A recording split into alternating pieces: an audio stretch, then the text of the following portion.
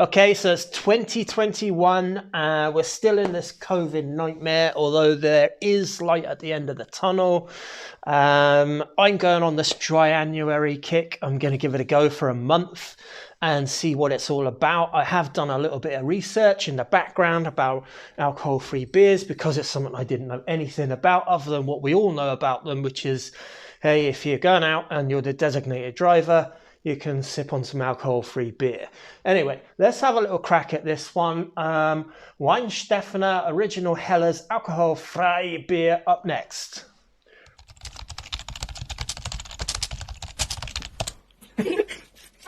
So yeah, welcome back. It is 2021 and I am going to go alcohol-free for 1 month in January.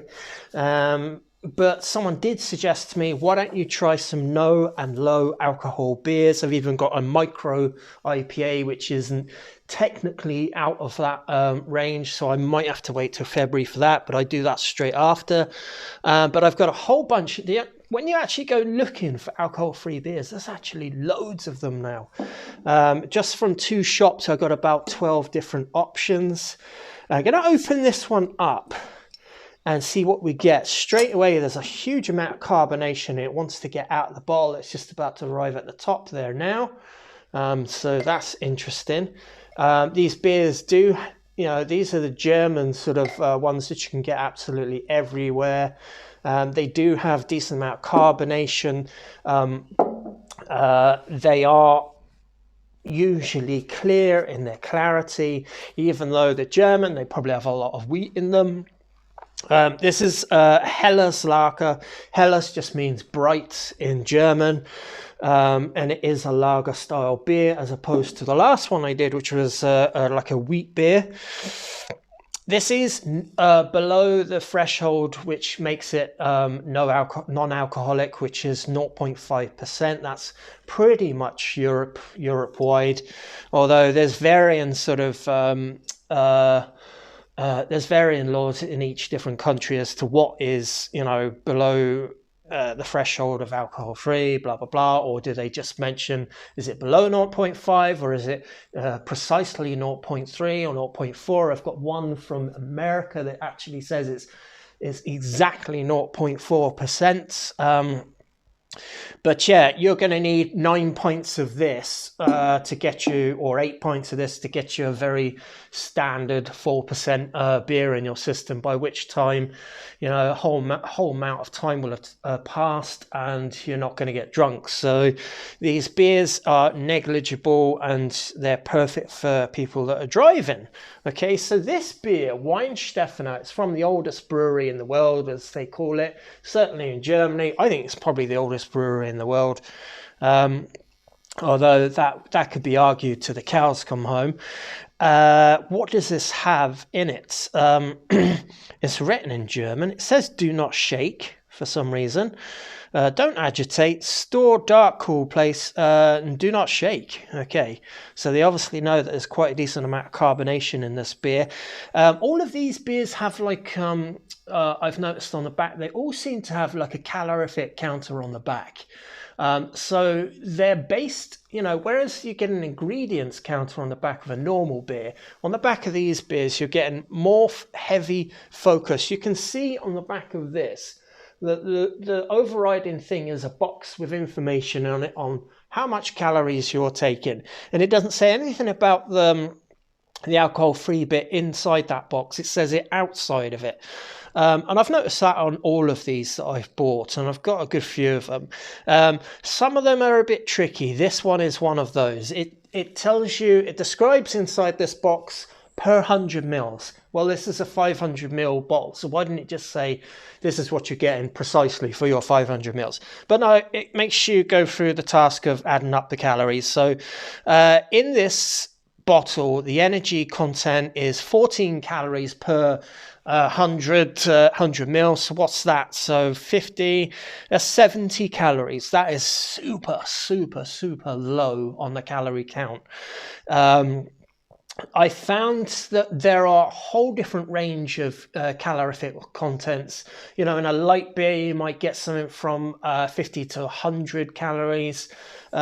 This beer here is 70 because it's non-alcoholic, but then there might be some sugars in on top of that, and there might be a little bit of fat, and you might get some different fiber in there as well. A normal pale ale lager, for instance, I've got these written down, are 180 calories. A brown ale in England is 160 calories. A stout, for some reason, is a bit higher on the, this is all per pint, 210 calories. A lager is 170 calories. A premium lager above 5.5% can run up to as much as 340 calories. Cider, 190, sweet cider 220. A 10% beer, if you're going for the big stuff, the imperial stouts, that can run up to 450 calories.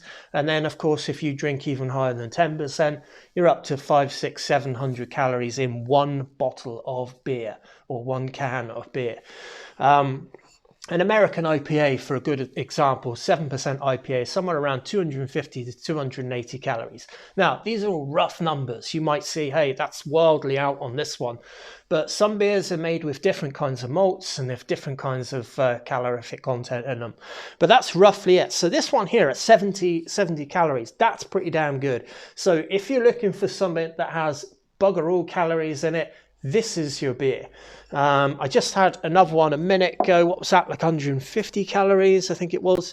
But that was also non-alcoholic. But 150 calories isn't much different to a pale lager. So if you're doing it from the perspective of dropping weight, or just, I don't want to have too much beer, I don't want to get a beer gut, you've got to be super careful about the ones you're ordering at the bar. So you might want to go to a bar and say, can I have the lowest calorific content non-alcohol beer? And that's usually going to be a lager as opposed to an ale. So that's one thing to bear in mind. The other thing to bear in mind is, this is traditional beer. Then there's mass-produced beer, then there's craft beer. If you're having craft beer, you're going to have a lot more flavoursome style of beer, whereas this one is going to be very unobtrusive. It's just a bright lager.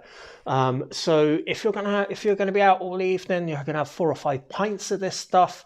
You probably want to go with something that doesn't have too much flavor content. But if there's a whole range of different non-alcoholic beers, you could have some that are hoppy, some that are not, some that are darker, some that are ales, or some that are lagers. There's a lot more choice, the same way there is in craft beer these days. I'm going to have a look at this one now. Decent sort of lager head, decent sort of carbonation. It's got that yellow clarity to it, golden straw, deep dark antique sort of gold color. It does have a nice bitter. You get the hoppy bitterness, like there might be something peppery about this beer, which is interesting, because in terms of having some kind of flavor contribution, because it's got no alcohol warmth to it, you want something to prop up the flavors in there. The nose on this one is actually really nice. It feels like it could be a bit spicy, a bit peppery. Anyway, I'm not quite sure because I've never had it before. Cheers, sláinte, prost, and all that good stuff. Let's have a go. The body of this one is instantly a bit thinner than the wheat beer that I've just had.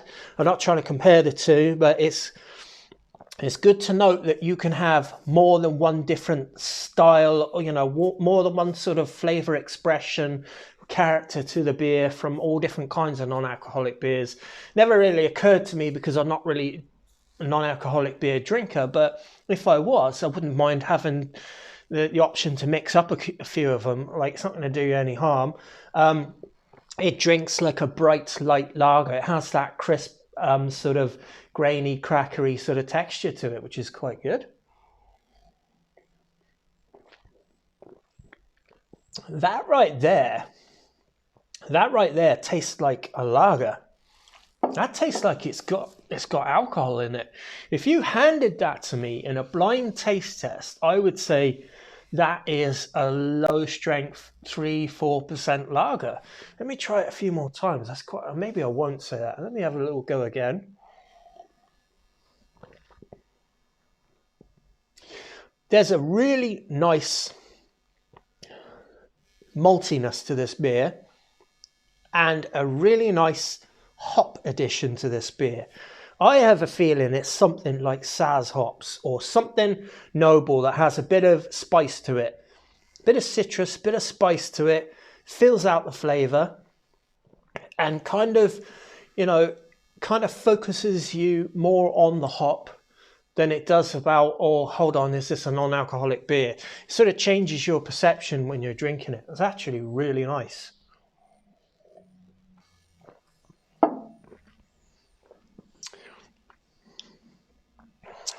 That is brilliant. That is absolutely brilliant. I'll stick my neck out and say I'm going to try about 12 or 15 of these in total. This is going to set the mark in terms of quality because I could sit there and drink that. It's not sweet. It's not overly sweet. It doesn't taste like fermented wort, which is basically, you know, what beer is before you add the yeast that, you know, munch up all the sugars and turn them into alcohol, which gives it that nice beery warmth and, you know, estery flavour. This one here, it just tastes like a lager. It tastes like an actual lager. I'm really, really surprised. I am getting a bit of indigestion from the bubbles in it, but that's probably because I'm just womphing it down pretty quick. Easy to drink, this beer. It's 0.5%. Premium Bavarian, you know, original Helles. What else is from it? You know, established 1040. I don't know what else to say. I mean, the calorie content is low. It doesn't have anything else to it, but the flavour contribution is high. I would have said all day long that has alcohol in it.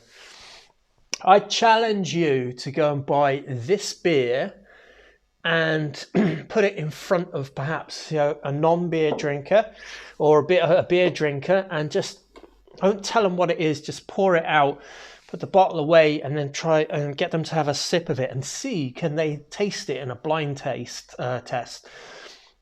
Or just try it for yourself. I think that's brilliant. I am really, really shocked at the quality of that beer. Like there is something missing. It feels tame, but the hops in it, that's what's really doing it for me. There's such a great hop balance to this beer. It's not like in your face hoppy. It's not over the top. There's just a nice spicy, bitter, slightly bitter with a nice bit of lemon coming off of it. It's fantastic. It's absolutely brilliant. I'm going to stick my neck out and say that is absolutely bang on perfect for a non-alcohol beer. I don't think you're going to get much better than this. Now, I've got a whole bunch more to taste, but that's damn good. That's my view on this brew. Weihenstephaner. It's pronounced Weihenstephaner. It's from the oldest brewery in the world, so it says 1040. Alcohol-free beer. You can't do yourself too much harm with that. 70 calories. Brilliant. Cheers, bye. On to the next one.